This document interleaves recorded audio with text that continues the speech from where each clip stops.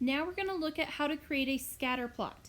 Creating a scatter plot is the first step when looking at regression between two variables, looking to see if there's a relationship between two variables.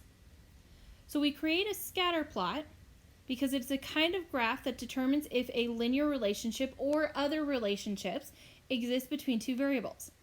A scatter plot shows the relationship by plotting the explanatory variable on the x-axis, the horizontal axis, and the response variable on the y-axis, the vertical axis.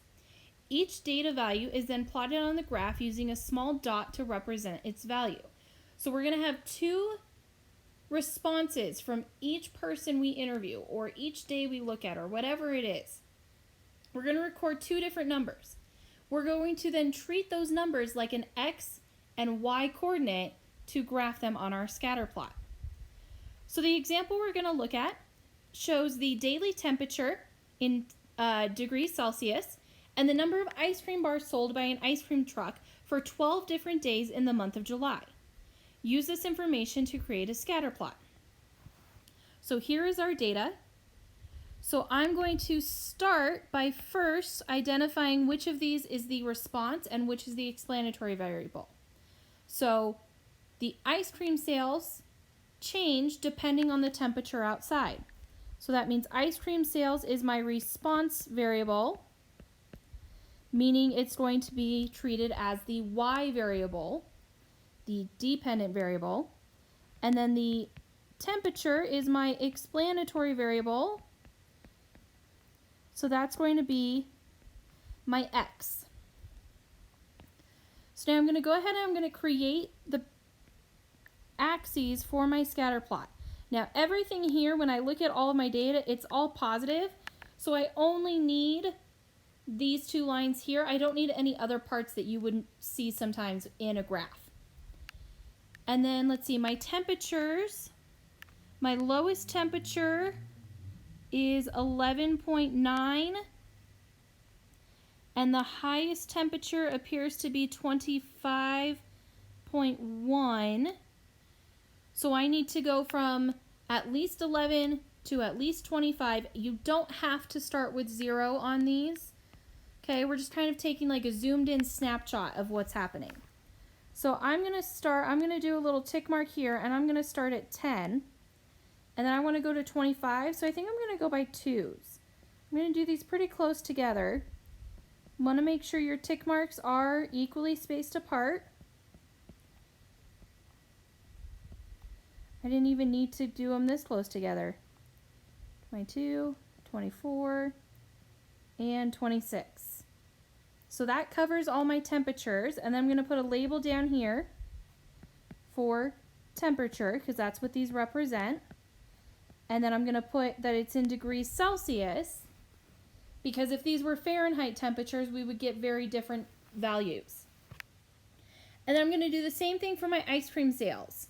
So my smallest ice cream sale was 185 and my largest is 614, I think. Yes. So same thing here. So if I start at 150, I'm going to then, and I need to get all the way up to 614. So I'm going to go by 50s to start. I might have to change this. 250, 300, 350. I did not draw this line big enough. It's okay. I have an eraser. 400, 450, 500. Okay, this is really not working out. I'm going to go by, I guess I'm going to change this. Okay, as we can see, sometimes it doesn't work out. Okay, because I also see that my little tick marks started getting really close together and they didn't start out that close together. So this is going to be 150, 250, 350, 450, 550, 650, and then I'm going to just put an extra little tick mark in between to represent each 50, but I'm not going to label them because then that's going to be so much on that side.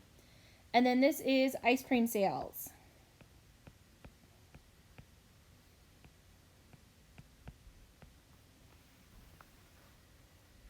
All right, so then I'm going to look at the first row of my data set. So this row corresponds to the same day in the month of July. So this day had a temperature of 14.2, and on that day this ice cream truck sold 215 ice cream bars. So I'm going to treat this like a pair, an x coordinate and a y coordinate. So I'm going to find approximately 14.2, and I'm going to take that up to where about 215 might be, and I'm going to say that's there.